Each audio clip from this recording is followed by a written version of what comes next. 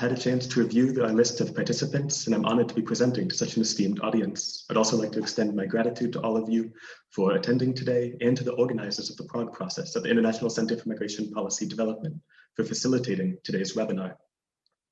Today's webinar coincides with a published analytical report, a link to which you can find in the chat below. And this report discusses many of the same topics that I'll be outlining today. My research on social capital and transnational human smuggling and on the impact of counter-smuggling policies evolves from a relatively simple question, and that question lies at the root of the market for human smuggling. The question is, how do individuals move from point A to point B when there's a lack of available accessible routes? And that answer lies in the evolution and development of the market for human smuggling. Now, I believe that today's webinar is highly relevant, given that the European Commission will soon be releasing its action plan against migrant smuggling for the years of 2021 to 2025. Currently, there's a public consultation taking place at the European Commission, which I'm participating in, allowing all stakeholders to give their input that will then shape the European Commission's soon-to-be released action plan. I would greatly encourage all of today's stakeholders and participants whose work involves human smuggling to contribute to this public consultation so that together we can create better informed policy for the future. Now, Alexander already gave me a kind introduction, so I don't need to repeat any of that, but I'd like to explain first how my work on human smuggling evolved. This work evolved out of my research at the German Federal Employment Agency, where I was supporting research on the price of migration journeys to Germany. Now, the price of migration journeys fluctuates greatly, and so analyzing changes in the price of migration journeys involved then understanding changes in the price of human smuggling. That research then evolved further to involve research analyzing what the role of social relationships is in shaping the market for human smuggling. To start today's seminar, I'll first provide a theoretical foundation, and then I'll substantiate that theoretical foundation with empirical examples. So I'll first conceptualize the market for human smuggling and attempt to provide a more nuanced definition of human smuggling, differentiating it then from human trafficking. Following that, I'll go into greater detail on the structure and organization of actors within the market of human smuggling, and the way in which then actors can facilitate transnational migration journeys. Then I'll focus on the role of social capital, or information about the reputation of smuggling service providers in the market. Following this, I will talk about the impact that counter-smuggling policies have, not only on the structure of actors and on their business practices facilitating human smuggling, but also on individuals who are engaging in migration journeys access to information that could educate their future choices. Following this, I'll have a brief time for questions before then moving to best practice guidelines. These guidelines will discuss ways in which nations can implement counter-smuggling policies in a way that best safeguards and protects individuals' well-being. Finally, there will be time for questions at the end. To begin, defining human smuggling is not an easy task. Similarly, it is sometimes difficult to differentiate it from human trafficking due to a lack of clear definitions. The most widely cited definition of human smuggling is outlined in Article 2 of the Palermo Protocol against the smuggling of migrants by land, sea, and air to the United Nations Convention against Transnational Organized Crime, which was signed in 2000. And this protocol states that the smuggling of migrants shall mean the procurement in order to obtain, directly or indirectly, financial or other material benefit of the illegal entry of a person into a state party, of which the person is not a national or permanent resident. Yet, this definition still leaves the distinction between human smuggling and human trafficking unclear.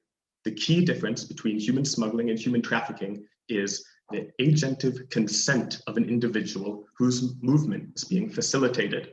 Here, I would like to cite the Prague Process Handbook on the Trafficking of Human Beings, which explains that while the trafficking of human beings is a crime against the individual, the smuggling of human beings is a crime against the sovereign state. This implies that in many ways, human smuggling is a crime that is constructed through national legal codes restricting the movement of people. Thus, while trafficking makes a profit by exploiting the individual, smuggling makes a profit by delivering a specific service. Here, I believe it's especially important to emphasize that the Palermo Protocol definition misses one key point.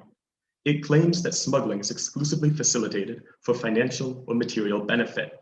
And in reality, while much of smuggling is indeed profit-driven, the social atmosphere in which smuggling transpires also holds great bearing on its mechanisms.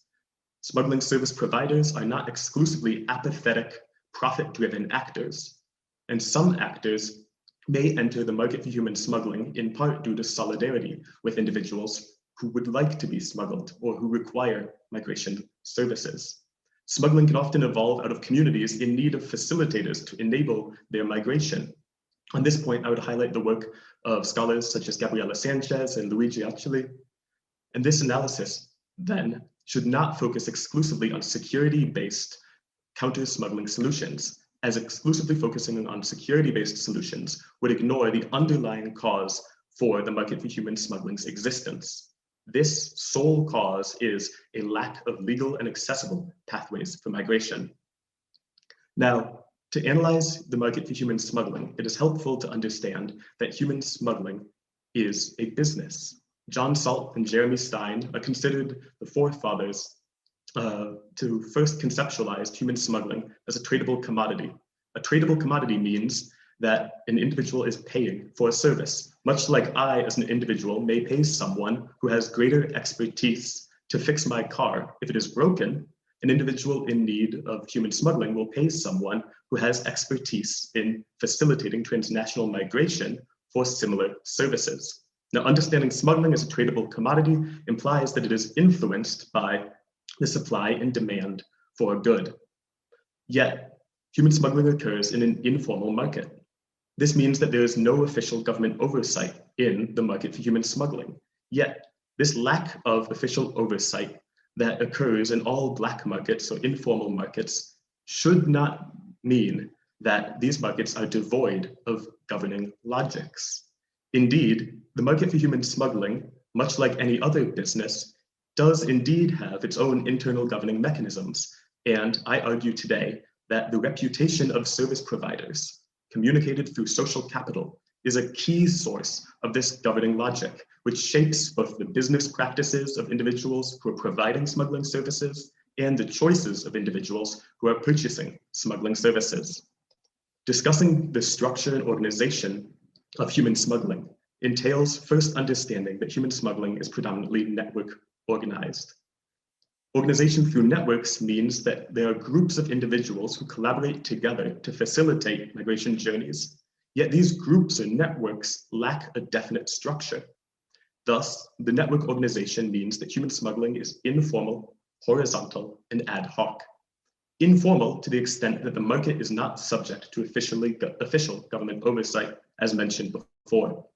Horizontal to the extent that the working relationships between actors in networks facilitating irregular migration are primarily social relationships. These social relationships lack direct subordination structures.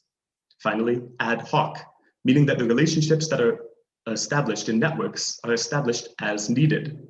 Actors facilitating irregular migration journeys are primarily thus molded by their circumstances and are subject to frequent changes. So I'm going to now outline the differentiation of roles that actors serve in the market for human smuggling. But these roles are not clearly defined categories, and no individual who is engaging in the market for human smuggling would ascribe these same roles to themselves. Instead, the roles that I'm outlining are a helpful analytical tool to understand the division of labor in the market. We can see here in this diagram, there are coordinating actors, amateur intermediaries, specialized service providers, and corrupt state officials, all of whom are implicated in the networks that facilitate irregular migration journeys across national borders.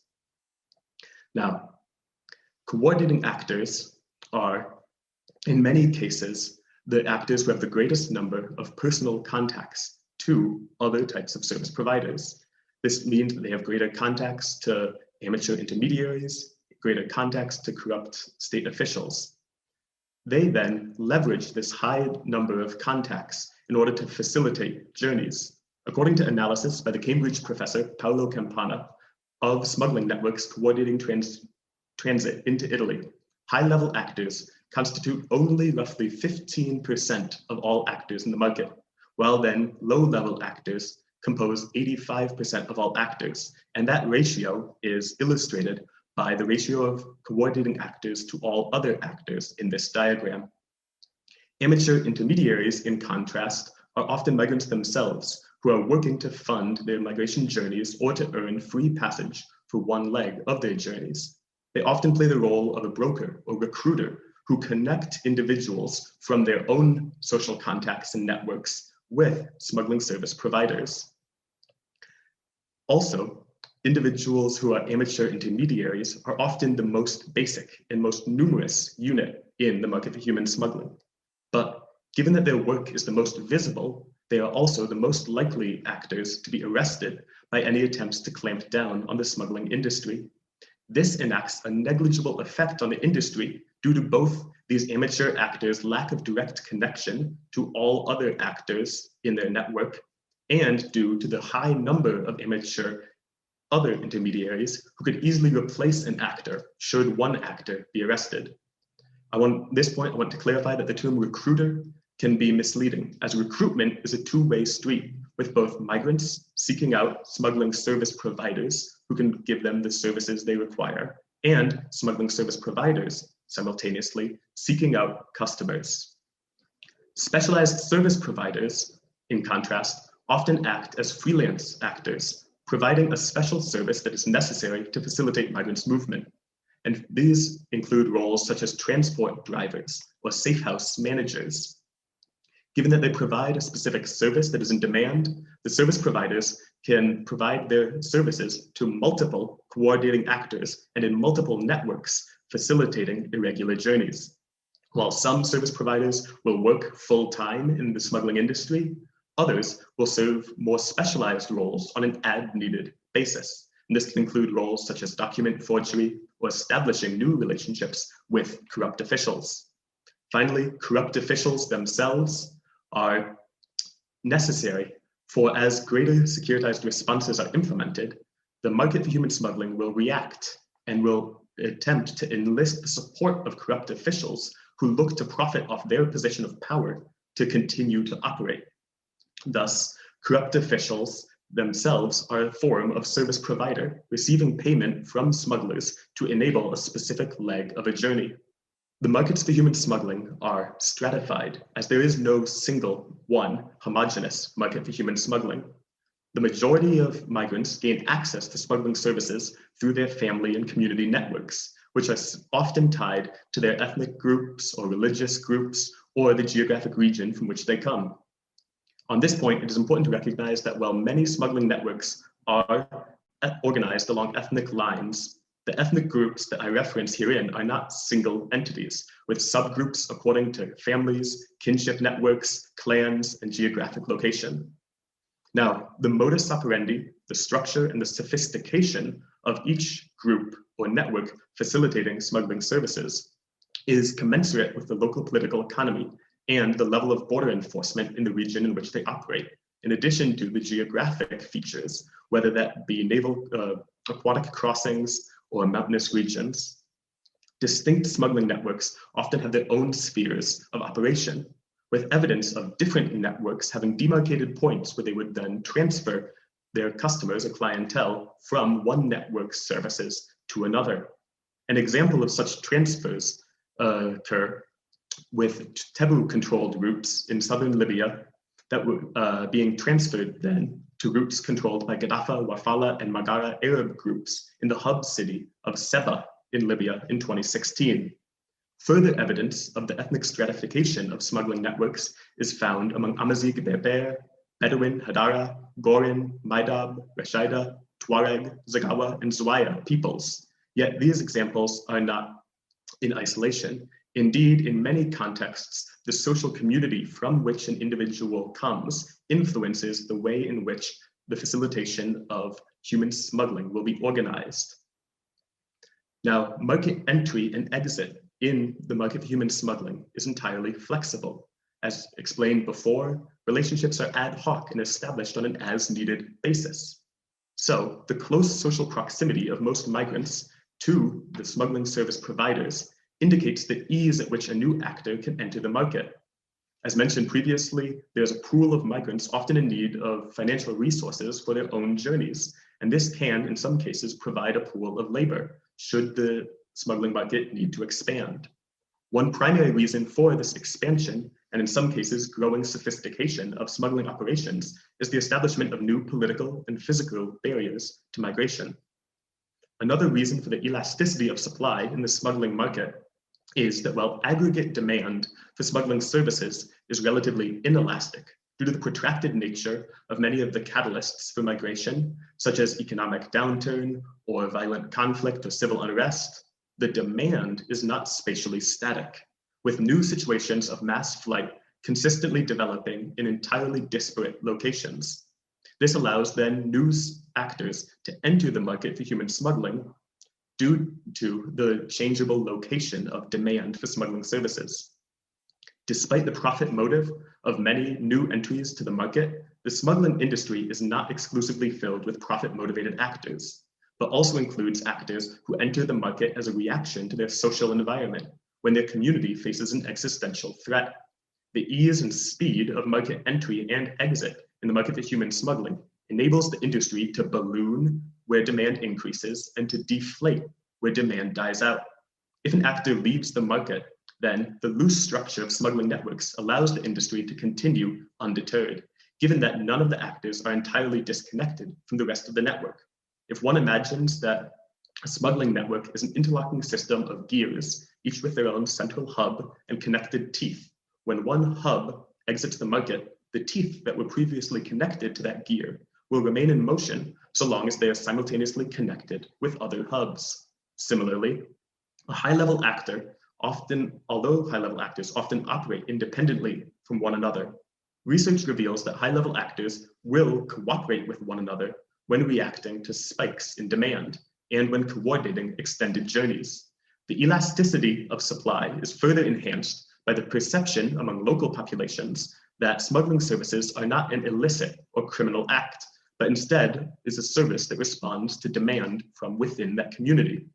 New entries to the market for human smuggling are not exclusively criminal actors, but are often also legitimate economic actors, such as fishermen or truck drivers, who have the specific skills needed to facilitate migration journeys and may look to profit from collaboration with the market for human smuggling. Further evidence of this elastic market expansion is found in the expansion of smuggling service providers in both Egypt and Libya in response to heightened Syrian demand for smuggling services in 2013 and 14.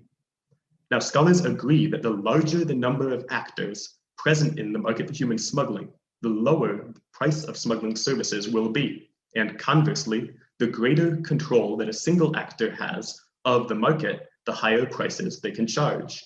So, across multiple contexts, the lack of a single market-dominating actor is reinforced then by the ease at which actors can enter and exit the market. Due to the fact that different service providers offer dissimilar services with different prices and different qualities of services along different routes, then not all smuggling service providers are in direct competition. Outpaces the ability of smuggling service providers to meet that demand, then some smuggling networks can collaborate. They may, in some circumstances, even share facilities, or evidence indicates that some smuggling service providers, if they are unable to accommodate a large amount of demand, will send customers to other networks. In some cases, high demand can even result in lower overall prices due to an increase in the number of actors in the market, as is evident with smuggling prices on the central Mediterranean route falling from more than $1,000 in 2013 and 14 to less than $100 in 2017. On this point, I want to emphasize that there's a specific class-based factor shaping individuals' irregular migration journeys. Individuals who have constrained liquidity, that is, constrained financial resources, often can only afford a lower level of services.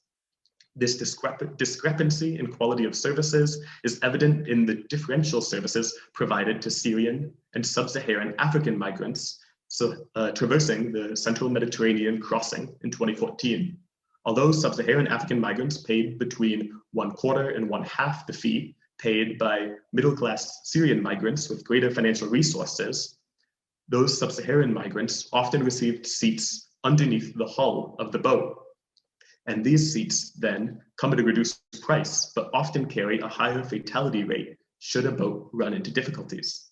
The modus operandi of smugglers operating in the Libyan context shifted after the evaporation of demand from Syrian migrants in 2014, resulting first in lower prices that associated much greater risks. Before then, actors exited the market and the price increased correspondingly. As actors enter and exit the market, then, some networks will require the specialized knowledge of members of other groups or other networks in other geographic regions to operate across a much larger distance. These linkages could, by some, be considered transnational organized crime.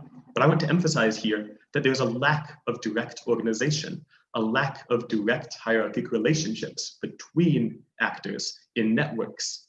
Thus, irregular migration journeys often involve transnational disorganization. As you can see by this diagram here, Hub A, Hub B, and Hub C could then illustrate different geographic regions. Actors operating in a certain region may have some level of connection across different regions, yet this level of connection is not specifically hierarchical. Instead, often is a complicated web of personal contacts. The question remains about hierarchy in organized crime. Given what I've said up to now, there's no explicit hierarchy in the majority of networks facilitating human smuggling. Instead, there are a certain level of hierarchy that could be understood based on an actor's number of social connections. An actor who has a greater number of connections to more service providers then can provide a higher level of service or could operate in a coordinating role. Yet, these number of social connections doesn't involve direct subordination. I would then contrast the networks that I have been describing, facilitating human smuggling, with the direct hierarchic structures of some organized crime entities, such as the mafia, as found in examples of the 'Ndrangheta here in Italy.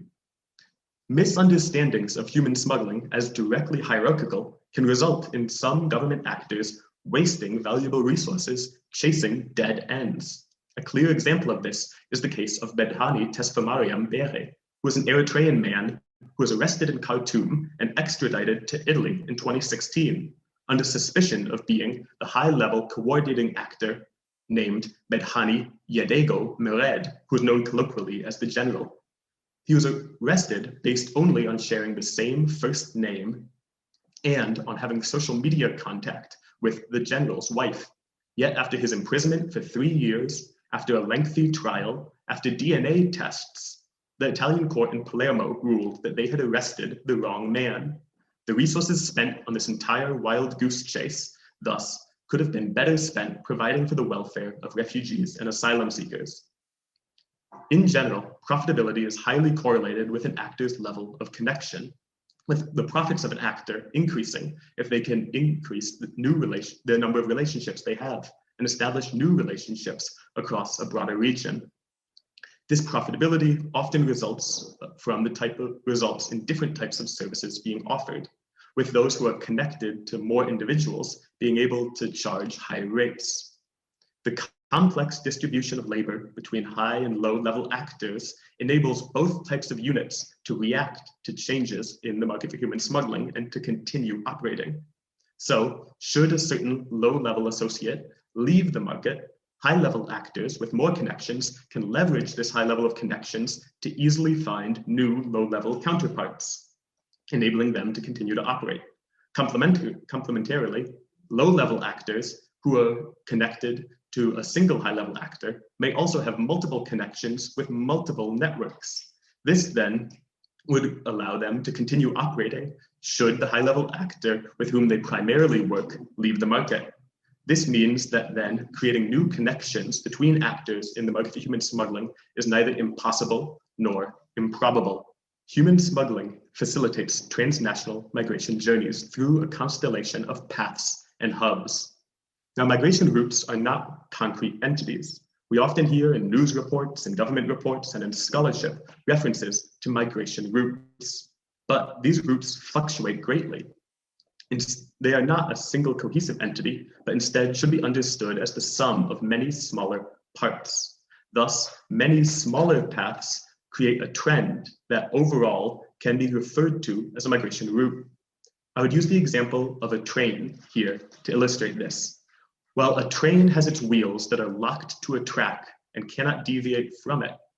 Migration routes are not like a train. Instead, migration routes are more similar to a highway, where the majority of traffic may follow a set route, yet alternative roads exist, and traffic on those roads also exists. And the sum of all movement across all roads and highways can be referred to as a migration route.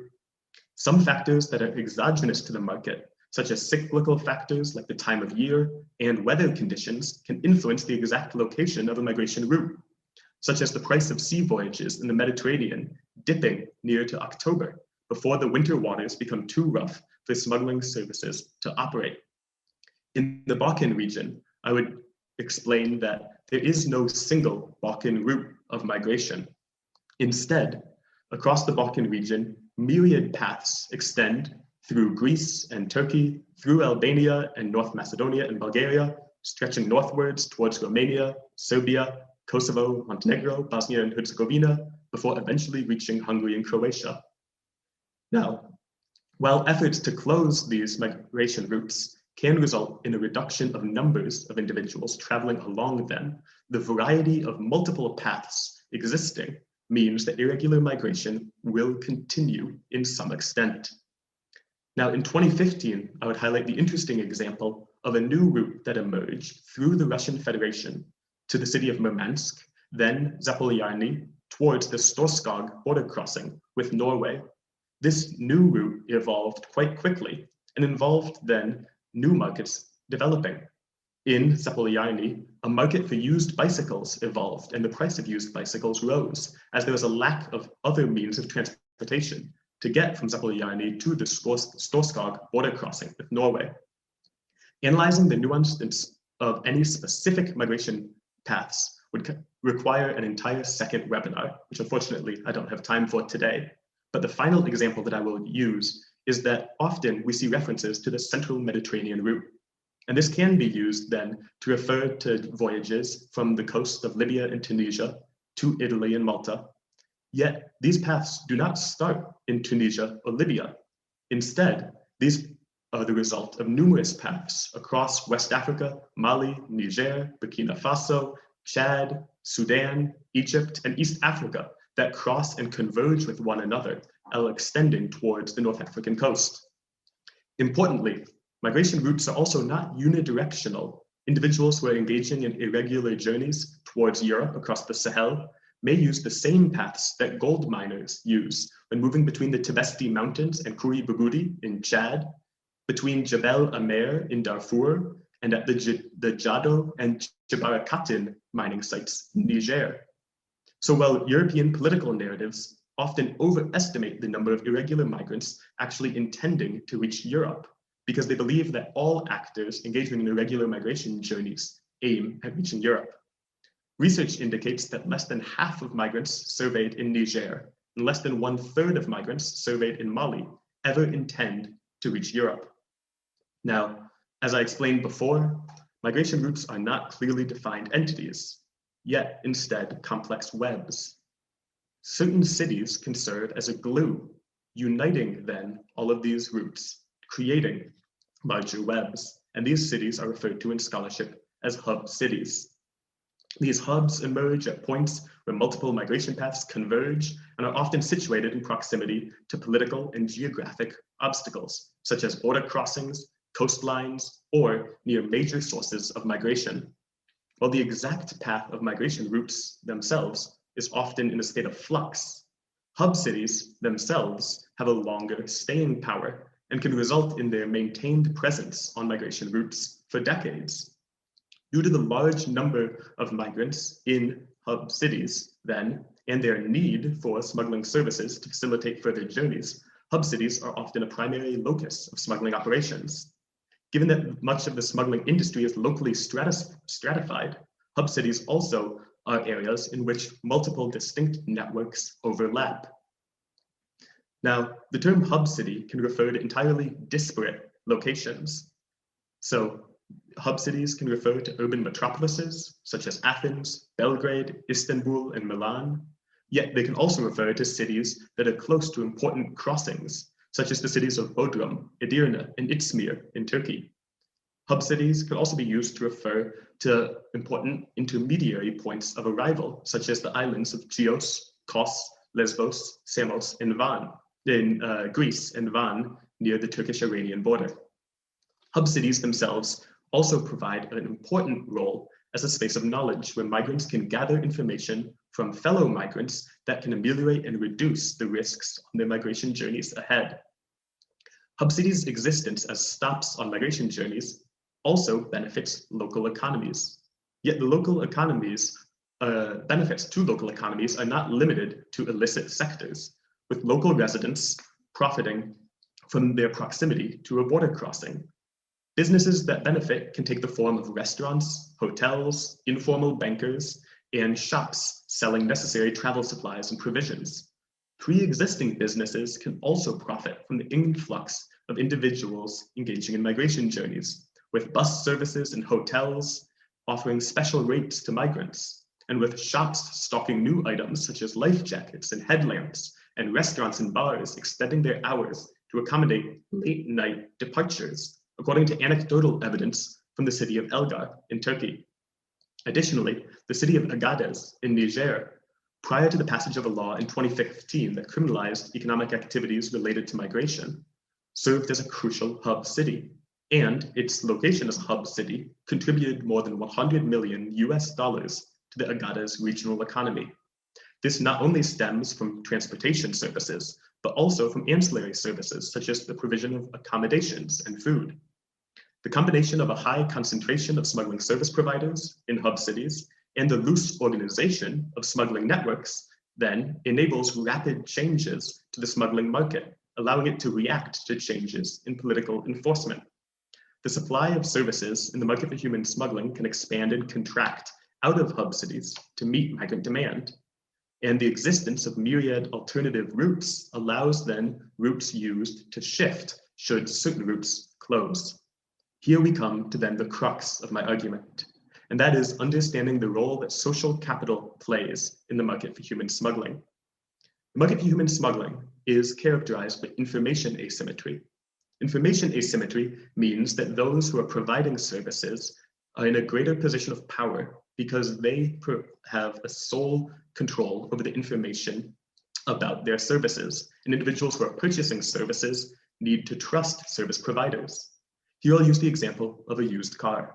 If I'm selling you a used car, you need to trust me that the car has been driven as many miles as I say it does. You need to trust me that the car is in a working condition as I tell you. You need to trust me that in the future, if you have any problems with the car that I sell you, you will be able to come to me with your problems. Quite similarly, in the market for human smuggling, individuals need to trust service providers. Yet, given the power dynamics, they use social capital to accumulate information about service providers. Social capital is, according to the definition that I use today, comes from the French sociologist Pierre Bourdieu. And he explains that social capital refers to all available information that is used by a certain community. Thus, social capital is not a specific entity that you could ever hold in your hand, and no individual engaging in an irregular migration journey would ever talk about social capital. Instead, social capital is an analytical tool that I use to reference all different sources of information, whether that's a social media post, whether that's recommendations from a fellow migrant, whether that's information found online about different routes and their viability. Now, social capital also exhibits network organization, as argued by Ronald Stewart Burton. Network organization means that in order to learn from a certain source of social capital, I need access to that source. Access to that source can be provided by an individual who would act as a broker.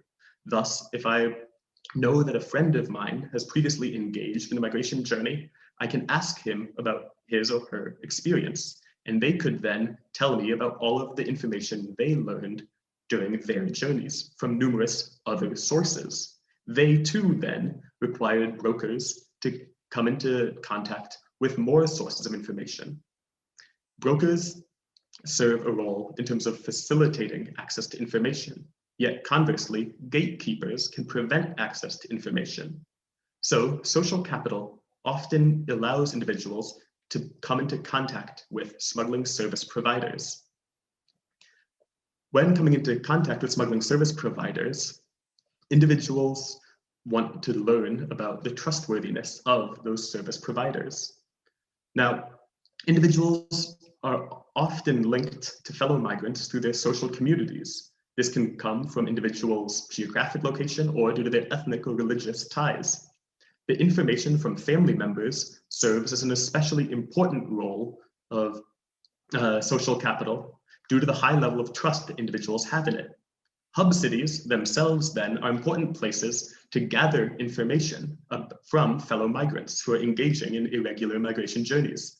Thus, hub cities should be understood as spaces of knowledge, with concentrations of specific knowledge based on the local geographic and political landscapes on the migration routes that they lie near. Diaspora networks of groups of migrants can further reduce the power disparity between migrants and smuggling service providers by disseminating information about a smuggler's reputation to entire communities. This capacity for migrants to access diaspora networks through social media and through cell phone contact has radically expanded in the last decade with the proliferation of information technology and with social media. Many migrants access diaspora networks through low-cost, pay-as-you-go phones with easily replaceable SIM cards. These networks then emerge on almost every new form of social media, ranging from Facebook, Skype, Telegram, WhatsApp, Viber, and Instagram, to name a few. These networks serve as key disaggregated sources of reliable information, with photos of smuggling service providers, with the contact information of smuggling service providers, the schedules of both authorized forms of transportation and irregular forms of transportation. They can include images of how falsified documents should look, and in some contexts, even hand-drawn maps are shared. Yet, it is important to note that access to social capital is not static. It is changeable. Individuals from rural areas and smaller communities, or communities that have less migration experience, thus have reduced access to social capital. This then forces them to face acute information asymmetry because they know less about the migration routes that they will be undertaking. It is important to also note that the role of social capital to entirely eliminate risks in irregular migration journeys should not be overplayed. Social capital is a source of information that influences individuals' choices, but this information can often be incomplete and in some cases inaccurate and can quickly become outdated. The existence of smuggling services should not be understood as a driver of migration, because instead, smuggling services result from a lack of legal and accessible routes.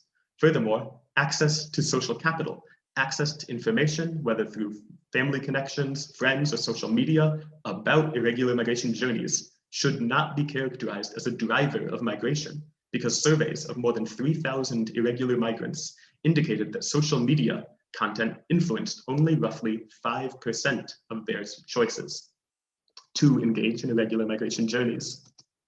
Here, I'll show a graphic that provides a simplified idea of how individuals access social capital. All of the circles on the outside perimeter are sources of information, and an individual, through certain brokers, such as family and community members, fellow migrants, social media, and smuggling service providers, can gain access to further information. Yet, all of these sources of information, such as family and community members, are not a single source.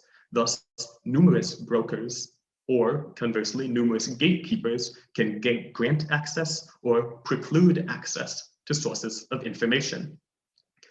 Now, counter-smuggling policies themselves, in some contexts, can act as a gatekeeper to prevent migrants from accessing the protective benefits of social capital.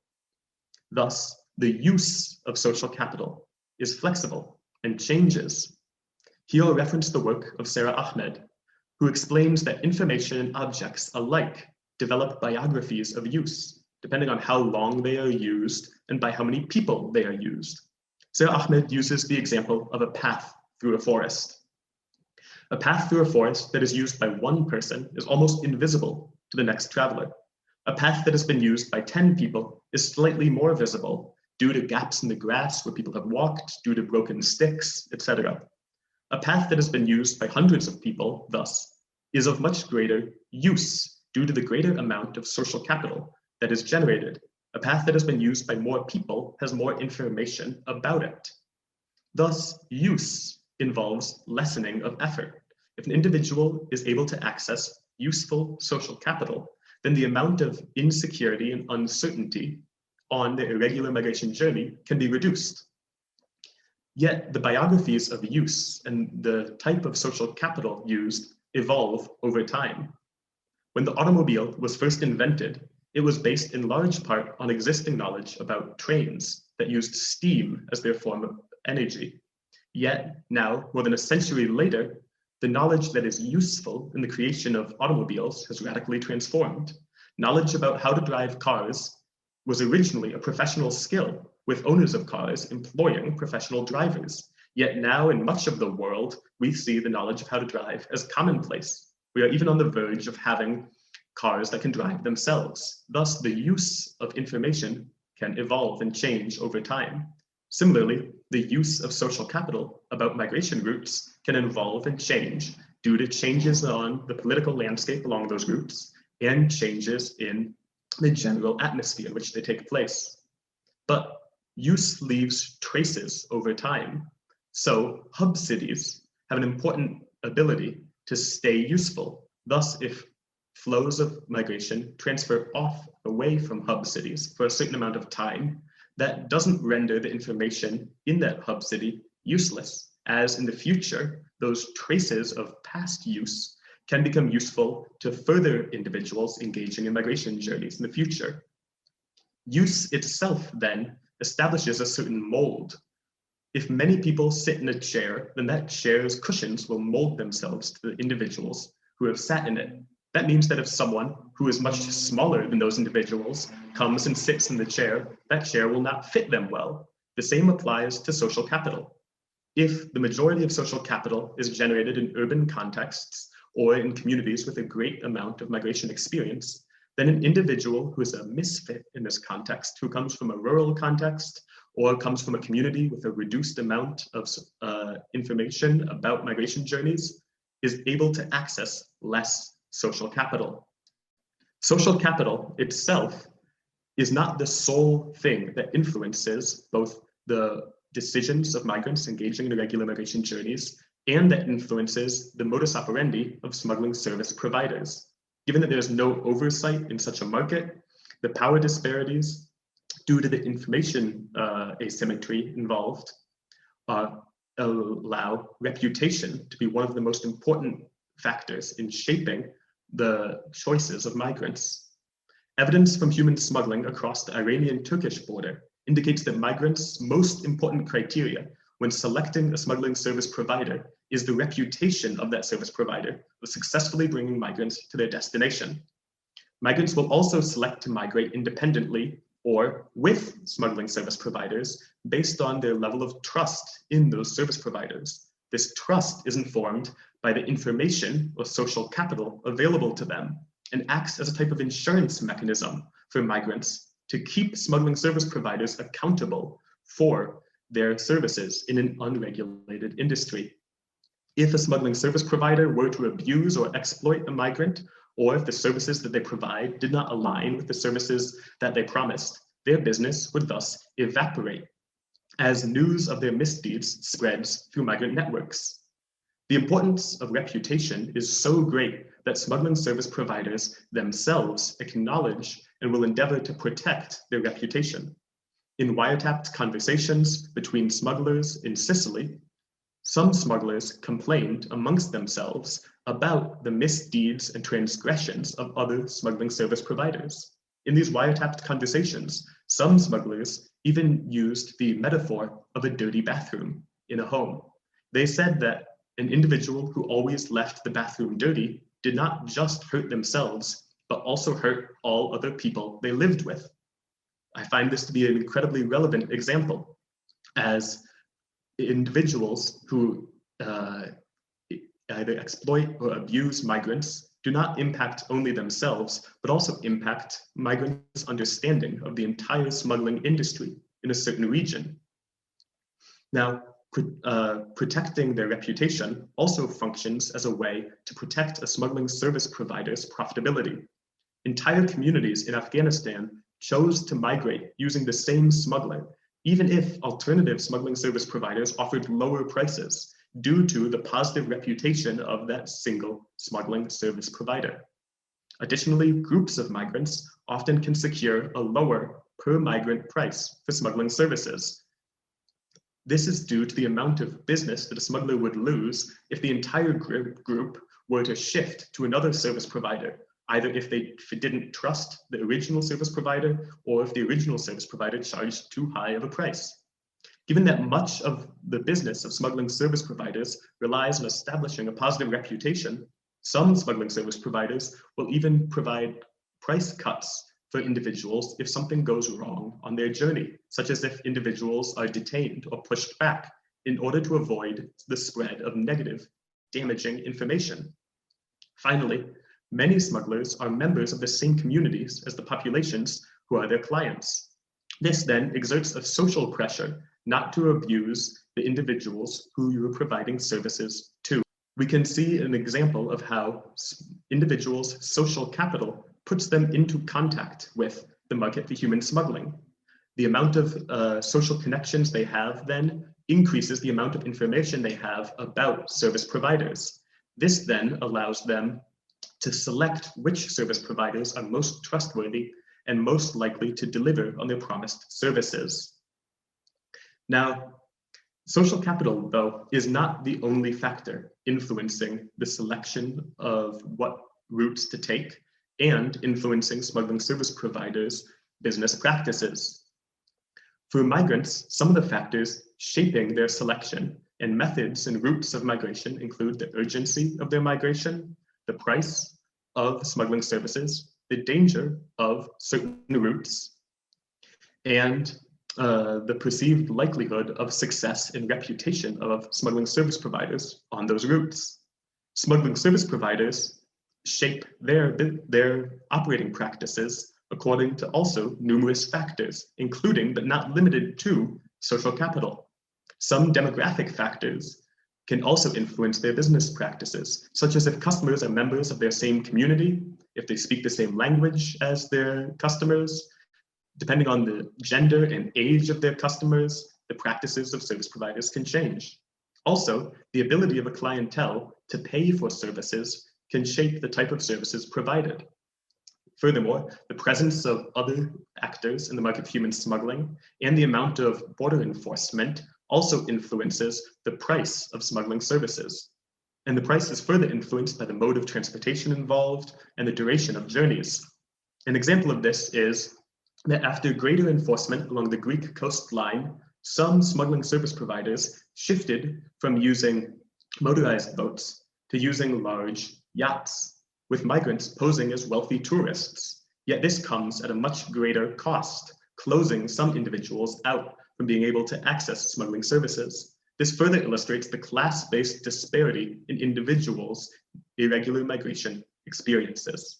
Counter-smuggling policies often can involve greater securitization of migration, with greater border enforcement and greater criminal prosecution of smugglers, as well as greater criminal prosecution of irregular migrants. Counter-smuggling policies, though, do not exist in isolation. They should be thought of as ripples in a pond. The first ripple may be the intended effect. So counter-smuggling policies can first increase the price of smuggling services and can cause the total volume of smuggling to decrease. They can also then cause some actors to exit the market. Yet, there are also further ripples that extend out. And some of these ripples include influencing individuals' access to social capital. Now, it is important to note that this industry for human smuggling is not exclusively exploitative. Indeed, much empirical evidence indicates that the majority of migrants are not abused when purchasing smuggling services, but the business practices of some actors can change in reaction to the higher levels of involvement of smuggling of security services. Now, it is important to also note on this point that narratives of smugglers abusing migrants and narratives of the criminal nature and organized criminal nature of human smuggling are often used to support higher levels of securitization and to support higher amounts of budget being used for security services. So, diversion. Diversion is one of the effects that counter-smuggling policies can enact. Diversion occurs when individuals shift from a certain route to an alternative route due to higher levels of border enforcement. Policies that were enacted in attempts to close the Western Balkan migration route in 2016 resulted then in a roughly 33% increase in costs of smuggling services along that route. That then shifted some, but not all, traffic to alternative routes. Shifting to alternative routes means that individuals are in more remote and unfamiliar contexts. The social capital and information about their journeys that they may have gathered may be rendered irrelevant, as less of that information will apply to the new context in which they're purchasing smuggling services. In Turkey, examples of diversion exist when new controls appeared on one highway used by smugglers. The smugglers shifted to a new route the following day. This flexibility is not even limited to the same means of transportation, with smugglers reacting to new controls on the land border near Edirne by shifting to sea routes from Çanakkale. Similarly, in Niger, members of the Economic Community of West African States previously were able to be in Niger without any additional documentation due to the ECOWAS Charter. Yet, the passage of Law 2015-36 in Niger, under pressure from European partners, promoted the diversification of migration paths through Niger to Libya. So, whereas many paths previously went through the city of Agadez, as I referenced before, these paths now shifted to more remote and expensive migration routes for fear of being detected in cities such as Agadez. The total distance and cost of migration journeys across the Sahel then thus increased as a result, with routes now stretching from West Africa to Chad before turning north to Libya. And these long and expensive journeys can increase the potential for individuals to become stranded en route when their funds run short. Congruently, migration routes evolved to now involve greater traffic through Mali, Algeria, and Morocco as replacements for routes that previously went through Niger and Libya due to higher levels of enforcement in those contexts. The prices of routes in Libya also increased by more than tenfold in recent years due to the difficulty of traversing an environment with a higher level of security enforcement.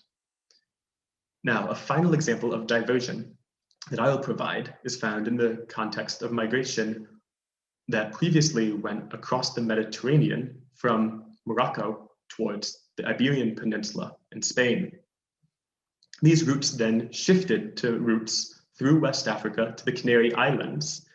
This route originally emerged in the late 1990s and mid-2000s, with sea routes across the Strait of Gibraltar to Spain lasting roughly 13 kilometers long. Now, following greater security involvement of the security apparatus in Morocco, preventing journeys across the Strait of Gibraltar, routes then diverted to now leave from the southern part of Morocco and Western Sahara towards the Canary Islands. This journey then is 130 kilometers long, more than 10 times that of the Strait of Gibraltar. Yet, diversion continued as greater collaboration with Morocco then shifted routes to leave from Mauritania. Greater security collaboration with Mauritania shifted routes still further to now involve departures from Senegal and Côte d'Ivoire towards the Canary Islands. This passage now involves a journey of roughly 1,400 kilometers, more than 100 times the distance of the Strait of Gibraltar. These journeys are often undertaken in wooden fishing vessels, and last more than 1 week at sea in these open vessels. Illustrating this diversion effect, the Canary Islands in 2018 received 1,300 arrivals, roughly. In 2019, they received roughly 2,500 arrivals.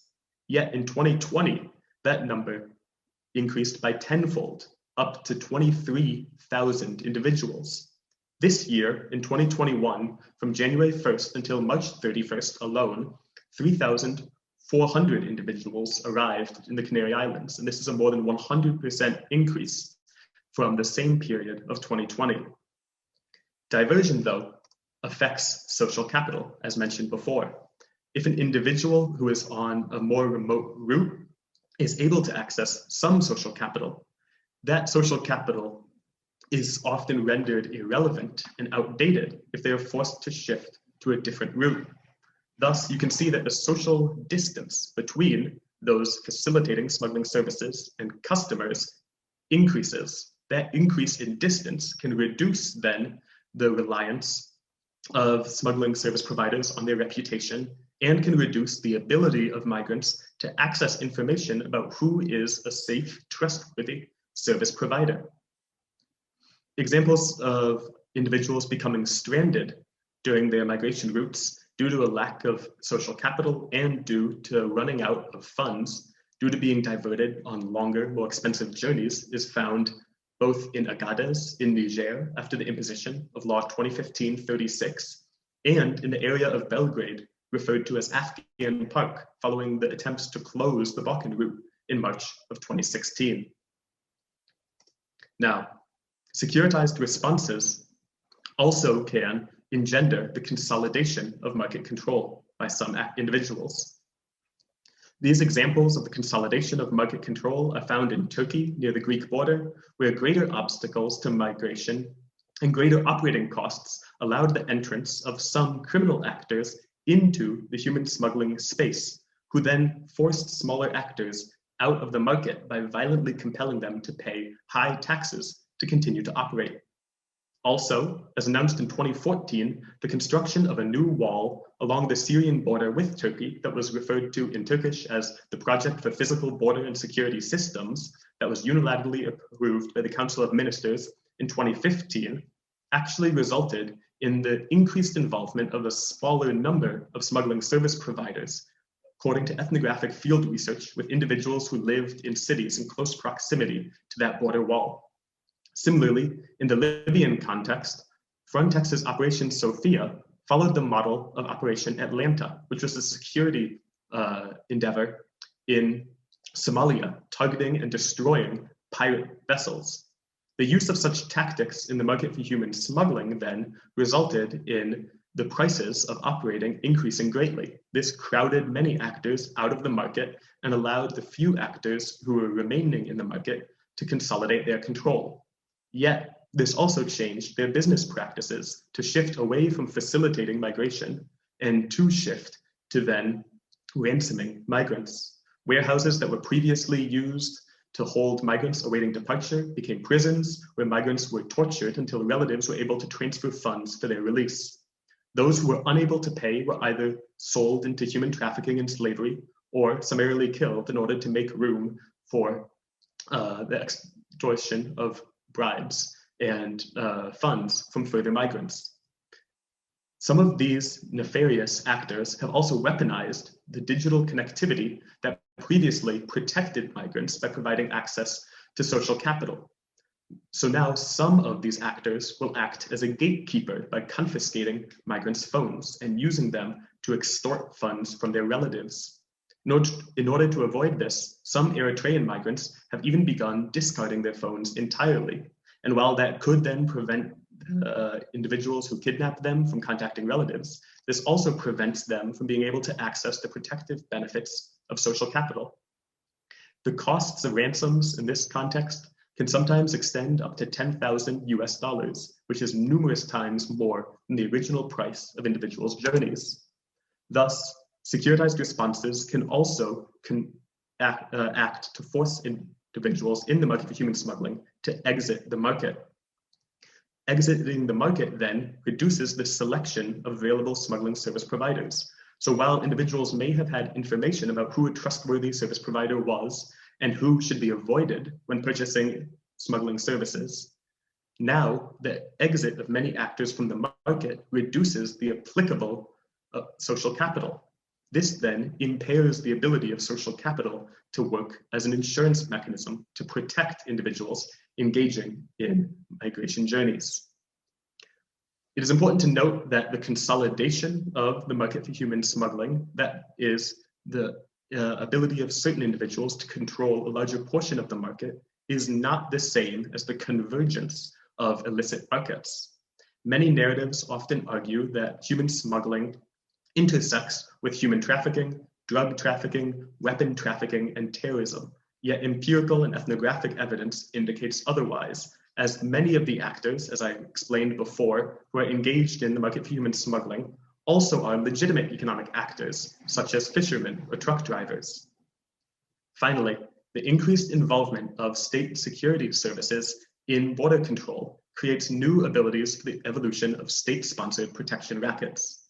These state-sponsored protection rackets occur when members of the security service leverage their power to then extract bribes from either smuggling service providers or from migrants themselves. This concept was originally created by Richard Snyder and Angelica Duran-Martinez in regards to situations where authorities enforced international drug trafficking laws for their own financial benefit selectively. Yet then Luca Raineri repurposed this definition to describe corrupt officials' interactions with the smuggling market. In the case of the Iranian-Turkish border, establishing such relationships with corrupt officials can constitute an upfront investment for smuggling service providers. Yet, importantly, the cost of bribes is often transferred and paid directly by migrants, as is the case in Sudan. Greater collaboration between European enforcement agencies and the Libyan Coast Guard on counter-smuggling tactics in the Mediterranean also then increased the prevalence of state-sponsored protection rackets in Libya, with evidence of migrants being held in detention facilities until bribes were paid to officials. In the Sudanese context, the explicit involvement of members of security services in the market for human smuggling is well documented, and these state security service actors use their power to selectively prosecute their competitors to consolidate their own control of the market and to extract bribes from irregular migrants due to the threat of potential criminal prosecution. Similarly, counter-smuggling laws in Niger facilitated the construction of new illicit relationships between smuggling service providers and corrupt local politicians, with actors using this newfound connection to avoid prosecution and to instigate the selective prosecution of their competitors. Now, these are 10 guidelines that can serve as best practice and lessons learned for counter-smuggling guidelines. Policies that are enacted must be context-specific. What I have done today is provide a sweeping overview of numerous contexts that span a very large geographic region, both within and outside of the Prague Process region. Each nation within the Prague Process and beyond should then engage in in-depth ethnographic research to understand the smuggling market in their unique local context. Any policies that are implemented must reflect that local context instead of reflecting larger narratives that attempt to then make arguments that all human smuggling activities can be effectively combated with greater securitization of borders. So the most effective counter-smuggling policy is opening accessible paths of legal migration. On this point, I would go back to where I started today, that human smuggling is a crime against the state. So as states attempt to exert their sovereign control of their borders, they can also have greater sovereign control over migration and greater control over who is within their national territory by opening accessible routes of legal migration.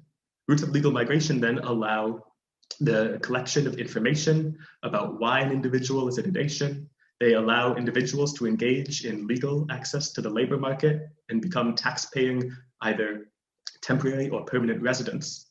So I cannot emphasize enough that the most effective counter-smuggling policy is opening accessible paths of legal migration. Third, strategies used against drug smuggling, human trafficking, and terrorism will not be equally effective in countering human smuggling. Indeed, as I referenced in my first point, we cannot assume that a policy that may have been effective in preventing drug smuggling or weapons smuggling will be equally effective against human smuggling, as a weapon or a drug itself has no explicit reason to migrate and no agency, as it's not an individual. Individuals themselves have their own individual reasons for migration, and without addressing those reasons, then securitized strategies fail to address the underlying causes of migration. Fourth, policies should avoid targeting low-level actors. As I referenced before, these are the most numerous actors in the market and often the least connected actors in the market. This means that policies that target them, while these are the most easily available individuals in the market to target with greater prosecution, this should be seen as low-hanging fruit that will enact little overall effect on the market. Indeed, low-level actors, given that they are also often irregular migrants themselves, can be targeted more effectively with alternative policies, such as those that facilitate the labor market integration and access of those who have applied for humanitarian protection. Fifth, destroying vehicles and increasing arrest rates will not succeed in entirely closing the market for human smuggling, as closing the market for human smuggling entails addressing the underlying causes of the market. Destroying vehicles and increase arrest rates may increase prices along a certain route where such activities take place.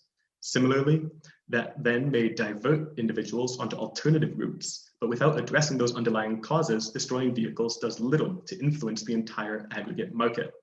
Sixth, counter-smuggling policies should not impede migrants' access to social capital.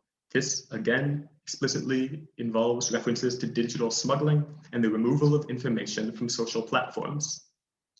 We need to understand that this social capital functions as a safety valve for those who are purchasing smuggling services and engaging in irregular journeys. This safety valve, then, should not be impaired, as that creates new risks and supplementary risks by not only preventing individuals from collecting information about their journeys ahead and creating new unexpected costs, yet also it can change the business practices of some smuggling service providers, as I alluded to before. This now comes to the question before about what governments can do to enhance individuals' access to social capital. And on this point, I believe that governments can best collaborate with irregular migrants, as the information that they use to educate their journeys, to shape their journeys, can also be used to target abusive actors. So seventh, counter-smuggling policies, given that they are often implemented in a context with limited national resources, resources should be devoted to prioritizing the targeting of abusive actors. This then is enabled by the development of mechanisms that would allow individuals to report abusive actors, abusive smuggling actors, without fear of repercussions. Thus, if an individual has irregular status in a state, they could be treated as a whistleblower with full anonymity, who then would face no repercussions for explaining to state officials the identity and location of individuals who take advantage of irregular migrants. Similarly, mechanisms should also be developed to allow migrants to report corrupt and exploitative state security services. Many counter-smuggling policies often do involve state security apparatuses, and I acknowledge that fact. Yet the involvement of state security apparatuses, as I explained before, can create opportunities for some actors who lack integrity to then use their power to profit off their position. Thus, if a state wants to ensure the highest level of quality of their own security services, there should be mechanisms that allow an individual to report potential abuse by state security services. This then will reduce aggregate levels of corruption by providing a way for corrupt actors to be easily identified and collaborating productively with irregular migrants. 10th, irregular entry must not be used as grounds to deny access to national asylum systems. In international humanitarian law, irregular migration doesn't exist. As I alluded to before, that is a crime against the sovereign state. Individuals who claim asylum then have the ability to claim asylum and to claim their right to humanitarian protection regardless of their mode of entry into a country. I would then point to examples such as the EU-Turkey statement in 2016 that involved then the extradition of irregular migrants and the corresponding resettlement of refugees from Turkey. This then denies the individuals who are extradited their right to a full and legal hearing assessing their claim to humanitarian protection. Furthermore, recently, last month, the United Kingdom announced potential reforms to its asylum system that then would prevent any individual who entered the United Kingdom irregularly from being able to claim humanitarian protection. This is entirely antithetical to the idea of humanitarian protection, as all individuals who are forced migrants have a right to a fair and just hearing assessing their claims.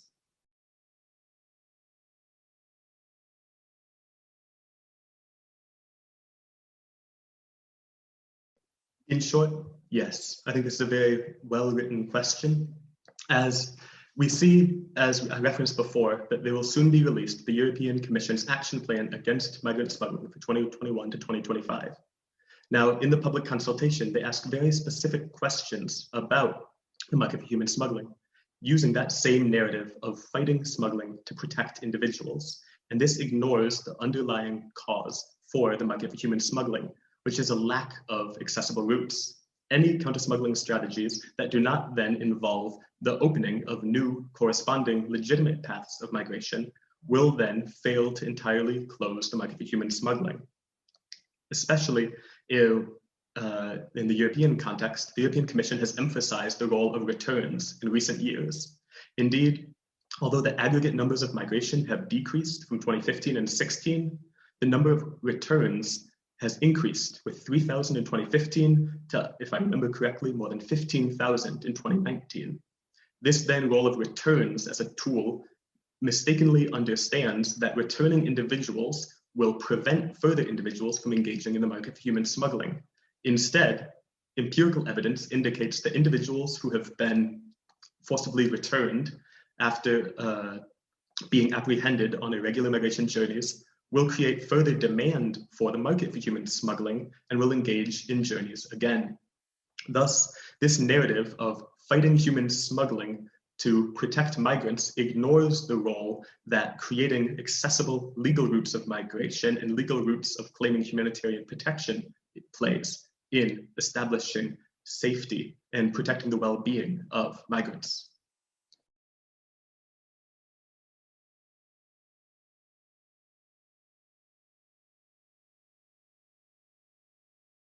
The proposals regarding the action plan for human smuggling often focus on what they call digital smuggling. This digital smuggling often involves then how individuals access information. And as I referenced, social media becomes a key source of information. Now, states themselves, including the European collaboration with Europol and the Europol Center Against Migrant Smuggling, will in many cases act to try to remove sources of information from social media platforms by flagging this information in collaboration with those platforms' companies. This then can impair access to social capital. Instead, as I will talk about soon, creating mechanisms for individuals to report abusive actors, both abusive smuggling actors and abusive or corrupt members of state security services, is a key way in which states can allow actors or can allow irregular migrants to report then those who might take advantage of them. So it is important to note that the state should play a role of enhancing access to information, not only through creating platforms for individuals to report abuse, but also by avoiding actions that can impair access to that information.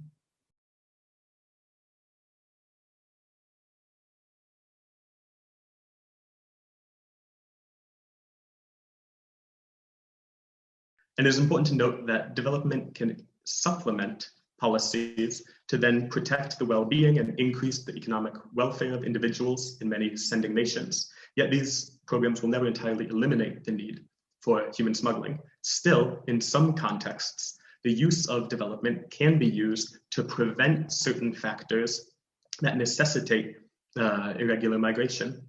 I think especially it is important to recognize that establishing politically transparent and integrous systems is something that European actors can do and should support in order then to prevent future civil unrest that may serve as a catalyst for irregular migration.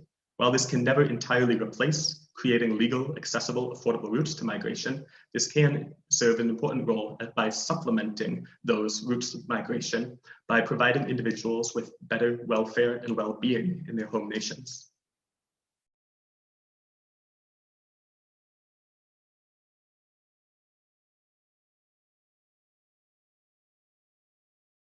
Without a doubt, this empirical evidence is emerging. I don't have it prepared in my notes in front of me, but I'd be glad to follow up on this, and my contact information is in the final slide, and I would be more than happy to provide some of this information in an email as a follow-up.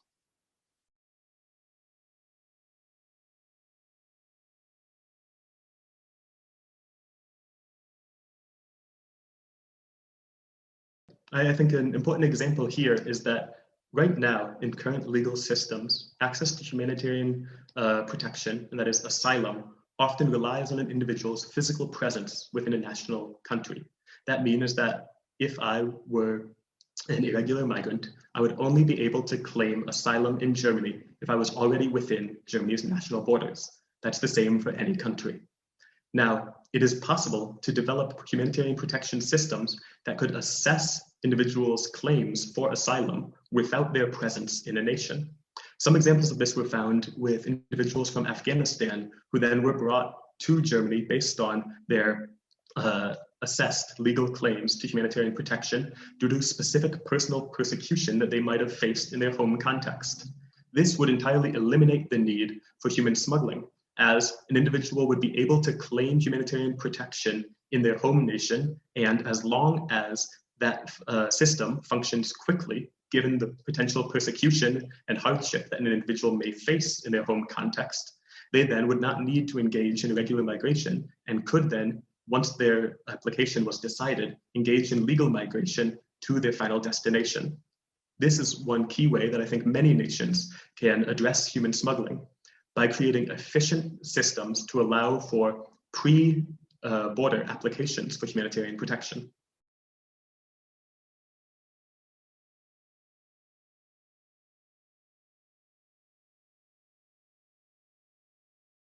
I think this often then comes in the form of temporary labor migration mechanisms.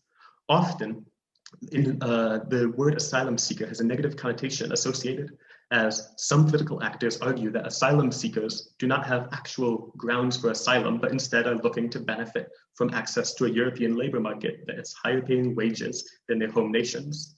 In some cases, although not all cases, in some cases, this may be accurate, and thus creating pathways for individuals to move, to enter a nation and then work for a limited period of time with a fully legal status, not only would eliminate the need for smuggling services, it would also then enable those individuals to pay into the tax systems for their work in their host nations. Additionally, the irregular status of individuals who have engaged in the market for human smuggling often then results in their protracted involvement in informal markets, preventing them from ever paying in to national tax systems and often exposing them to increased risks in the labor market. Finally, such temporary labor migration systems will allow the European and Prague Process member states to react to their labor market shortages as demographics change and populations change, and as many national populations demographics and fertility rates dip below the replacement rate. In coming years, labor market shortages are likely to evolve in certain specific sectors. We see examples of this in the United States in terms of agricultural labor. This then can be fixed by temporary labor migration that facilitates individuals from outside of a national border to fully legally enter a nation and meet its labor market's needs for a short period of time, thus providing them with the economic benefit that they looked for without requiring permanent asylum applications.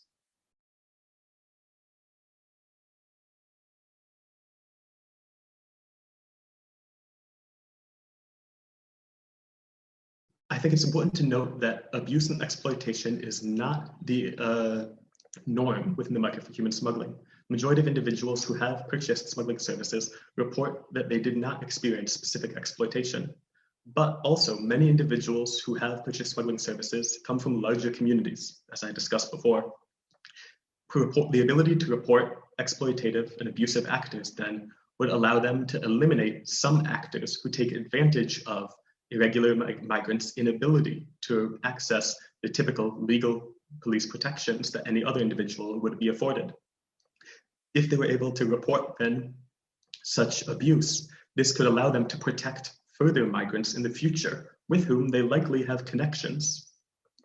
Additionally, creating this reporting would not necessarily help smuggling service providers, as it would allow individuals to report smuggling service providers who abuse them. It could then enhance the ability of social capital to work as a safety mechanism by enhancing the ability of individuals to ensure that smuggling service providers actually provide the service they need.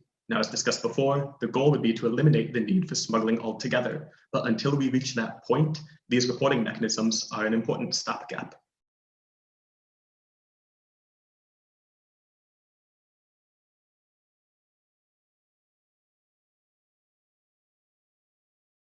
Indeed, I think that actions such as the Prague Processes Migration Observatory, the International Organization for Migration, and the IOM also has a Global Migration Data Analysis Center, or GMDAC, in Berlin, all provide excellent sources of information.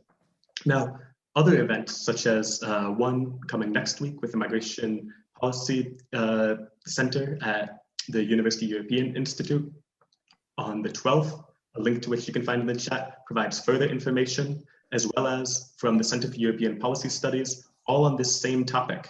These sources of information, I think, provide a source of social capital, allowing then migration policy practitioners to implement policies with a larger amount of information.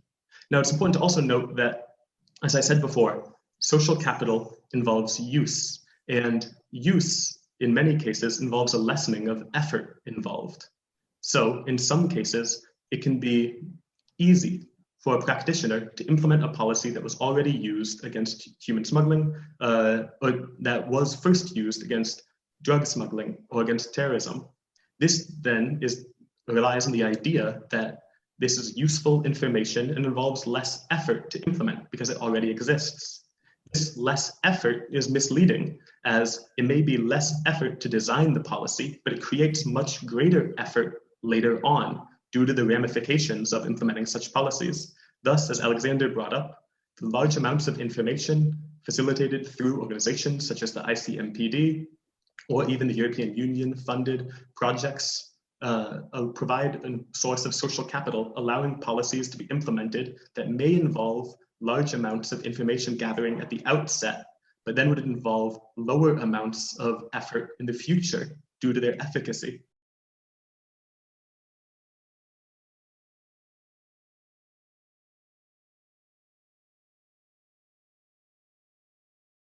I think ethnographic research is our most useful tool in terms of understanding the market for human smuggling, as this information will be inherently context specific, but it then allows us to understand more intimately the experience of individuals who have engaged in irregular migration. So my work often has involved informal conversations with such individuals. This is important because an individual who is engaged in an irregular migration journey often could be fearful of facing potential persecution. Thus, an informal conversation over a cup of tea can allow then individuals to express their concerns and experiences in this market. With such conversations, individuals have told me about their difficulties in applying for humanitarian protection systems due to a lack of understanding of the original context. An individual who came from Afghanistan, yet who came from a region of Afghanistan, roughly 40 kilometers from the front line of battle with the Taliban, told me that it was incredibly difficult to explain his context to the lawyers working on his asylum case, as none of his family members had been killed by battle, and as the city he was from was not controlled by the Taliban, yet lay 40 kilometers away from the front lines of battle. Yet he told me that this lack of any family member dying doesn't mean that he doesn't face the significant malign influence of living in such close proximity to such front lines of conflict. Thus, he told me that he had to lie in asylum procedures to say that family members had been killed due to the fact that often asylum procedures failed to understand that no one had to die for someone to be in an unsafe circumstance. These conversations then provide a platform for individuals to share information that they often would like to share, but feel they have no way of reporting. And that then comes back to the reporting mechanisms that I discussed in my policy recommendations before.